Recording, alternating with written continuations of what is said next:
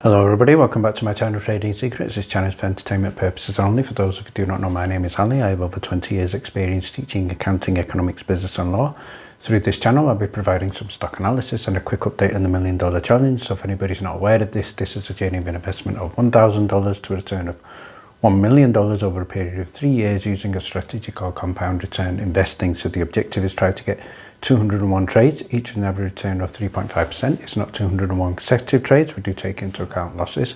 So for further details about how to join us for less than $9 a month, information is available in the description below. In today's video we're going to be looking at MMTLP and asking the question, was it about to open at $2,000 per share on the day of the U3 halt? We're also going to be looking at more questions for FINRA and more questions for Congress, who are both under significant fire right now, and also having a look at tick symbol NNE, where there has been a significant catalyst, so stay tuned for that. And before we get started, let's have a look at what's happening in the market. So for Market Watch, we can see here that Wall Street sees corporate profit margins creeping towards 2021 levels as three household names are preparing for earnings. So the three household names include Nike, Levi's and FedEx, and I think there are a number of others that we are going to keep an eye on, which I'm going to be sharing with you shortly. But in terms of economic data, what we can expect this week, I think the key things here are going to be consumer confidence on Tuesday, jobless claims on Thursday, and then we're also going to get core PCE inflation data on Friday.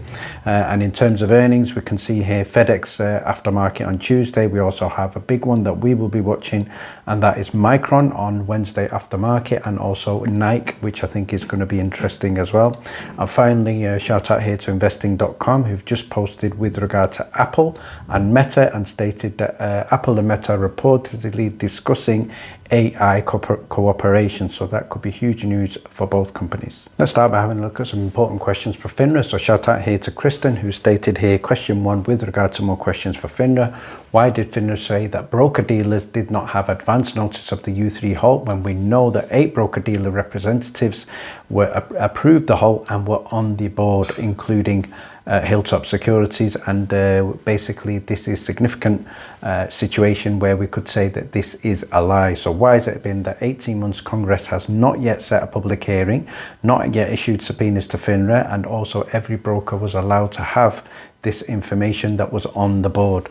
So let's move on to what else she's stated with regard to the questions. So moving on to number 2, she stated, why hasn't Congress held a public hearing and issued a subpoena for Hilltop's MMTLP trading records? And now remember, in one of the previous videos I did look at the donations to Hilltop Securities, and these included prominent members of Congress who are involved in supposedly looking at trying to fix MMTLP. However, this is now suggesting a significant conflict of interest.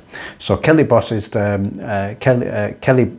is the boss at Hilltop Securities, and we know that she would have had that information. And we can also see here that basically in terms of question 3, why has Congress not issued a subpoena to find out what the conversations were between these people, including Kelly Bell, on the U3 panel? And we can see here that the person we're going to name now is Pete Sessions.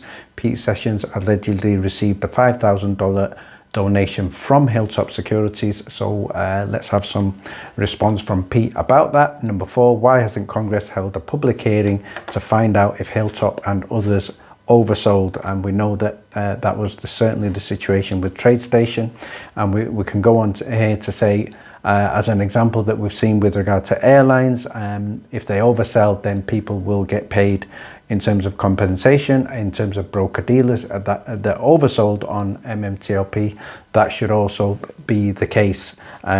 So it's certainly a situation where we have not got to a resolution yet for that. And what Mark also stated here, Sessions, going back to Pete Sessions, Sessions sent a letter to FINRA on December the 6th, 2022.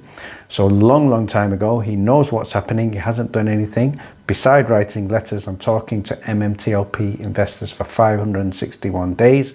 So please throw back to the previous videos. I do think we need to put a bit more pressure on people like Pete Sessions to get a bit more urgency in trying to resolve this. So let's go back to Curtis, who stated that we are now going to start naming names. And what Curtis has stated is, beyond the time to start talking, members of Congress will either do their jobs to take action for the victimized constituents of the conflicts of interest for the conflicts of interest, counter activities, etc. All things will be made public. So I believe they will get some time. Michael has stated, do they really care if you make things public? And if so, what, you know, have they not figured that a way to spin that out? But what Curtis is saying is he can tell you and all of us for a fact that this is not true, specifically with two offices of Congress. So that's going to be interesting. So these two offices of Congress will certainly be paying attention, I'm sure. So let's have a look at how Pulte has responded, and he stated, how else can I help? And obviously in response to Pulte, what Curtis has stated, he's happy to connect either publicly or privately, get him up to speed with the latest developments in terms of what's going on. Media is reaching out to us. We would like a lot more, and he'd love to hit many platforms, many audiences, including Pulte's. So I'm now going to be sharing with you a response to one of the famous fuzzers, Mr. Elephant himself, with regard to the U3 halt. And what Mr. Elephant has stated here is, with regard to the U3 halt, if the decision happened after trading hours on the 8th, there was no true advance notice, no trades happened after that point due to the halt. If there was irrefutable evidence and not speculation, the decision happened before market close on the 8th, that's different. So I think that's a little bit of an acknowledgement from Mr. Elephant there, that potentially there was nefarious activity behind the scenes. And what Sky VIP Grady has stated is, do market makers and hedge funds pay you well, Mr. Aaron? And I believe they will do. What Kristen has stated is, that is why we need discovery to answer this question. And what Mr. Elephant has stated is, sure, discovery efforts are important.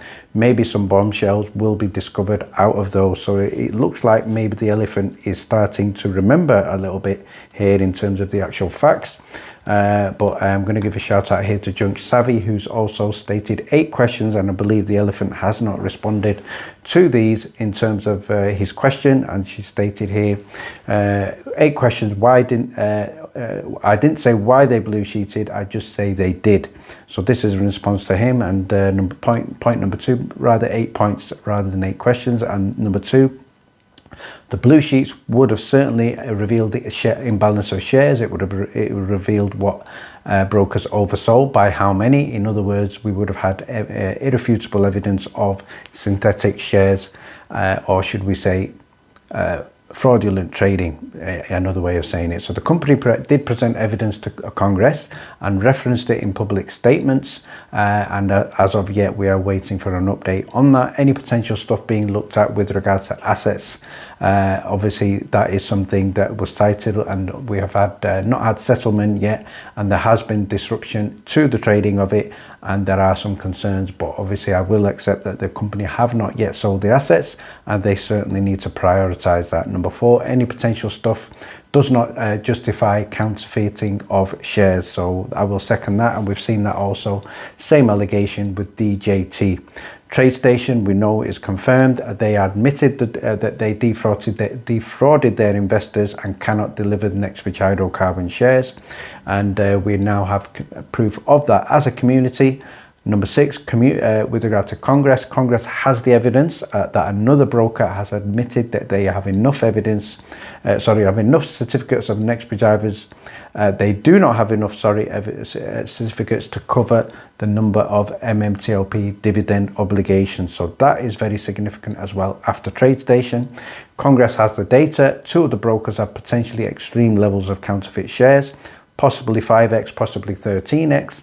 And then final point, number 8, 105 brokers hold bulk certificate allotments. And I think the point that I would add on is the biggest unknown, I think, really is the overseas and international broker dealers who are not reporting and not getting and not providing any of the information as far as I know. And finally, shout out here to Kurt, who's posted with regard to one of the space chats, and he stated here, what you heard in the space chat was MMTLP was about to open at $2,000 per share the morning of the halt. So again, I think that would be unconfirmed. Weekly watch list. So this was shared exclusively with the Discord members prior to trading on the Monday. So one of the stocks we called out was ticker symbol KA. That was up 34.8% on the week. So congratulations to everybody who got in KA. REPL, that was up 4% on the week, with also a strong finish on the Friday when it was up about approximately 8%. And I think another good call that we had, the best call of the week, was NNE. That was up 59% on the week. If you remember, Wednesday there was no trading, but over the previous 5 days it's also up in excess of 120%. So great run there in NNE, which we're going to be looking at shortly. ZG was another call that was up 2.5% on the week. KRON, that was up 3% on the week. VRNA up 12% on the Monday before closing level on the week.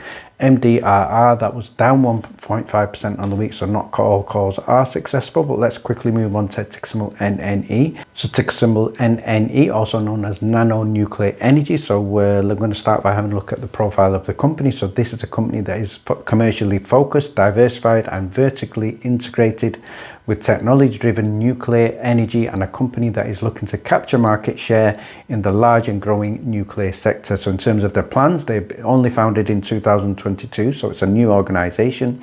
The management has also secured certain connections with US government agencies, including the DOE, INL and ORNL.